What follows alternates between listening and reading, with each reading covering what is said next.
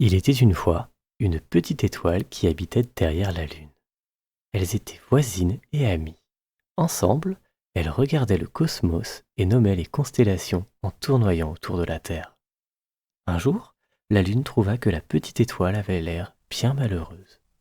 Ma petite étoile, tu me sembles bien triste. Quelque chose ne va pas? Oui, ronde lune, tu vois ces étoiles que nous observons chaque jour? Elles sont si lointaines, et pourtant elles brillent si fort. Moi, on ne me voit même pas depuis la Terre. Oh, petite étoile, moi je te vois, et ton scintillement est magnifique. Mais la petite étoile avait une autre idée en tête. Elle attendit le zénith et se tourna vers le soleil. Bonjour grand soleil, dis-moi, comment fais-tu pour briller si fort que l'on te voit partout dans l'univers? Bonjour petite étoile. Pour briller fort comme moi, tu dois te concentrer sur ton éclat.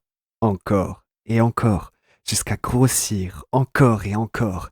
Et Oh, ensuite... merci grand soleil, je vais vite faire ça. Attends petite étoile, il ne faut pas... Mais le soleil n'eut pas le temps de finir sa phrase que la petite étoile était déjà partie.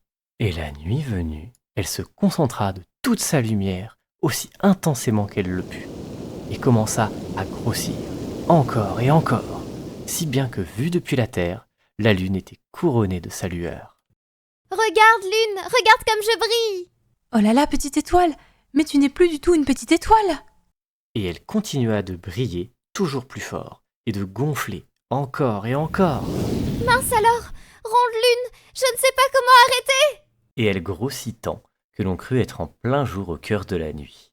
Et soudain, la petite étoile, dans un éclair aussi blanc qu'un nuage d'été, éclata.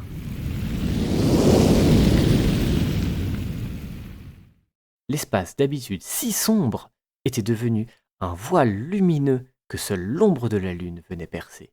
Cette dernière, sous le choc, hurla vers le soleil. Soleil, soleil, la petite étoile, elle... Du calme, rond de lune. J'ai tout vu. Tu n'as pas à t'inquiéter. Mais la petite étoile, elle a disparu. Allons, ce n'est rien de bien grave. Lorsqu'elles disparaissent, les étoiles deviennent de tout petits êtres qui gambadent sur la terre autour de laquelle tu tournes. Oh, alors je ne la verrai plus. Toi non, mais elle, lorsqu'elle regardera dans le ciel, elle te verra. Même en plein jour si tu le veux. Viens, mets-toi devant moi. Comme ça elle te verra comme les autres t'ont vu lorsqu'elle a brillé de mille feux. La lune se mit alors entre la terre et le soleil, son halo de lumière embrassant ses contours dans une magnifique éclipse.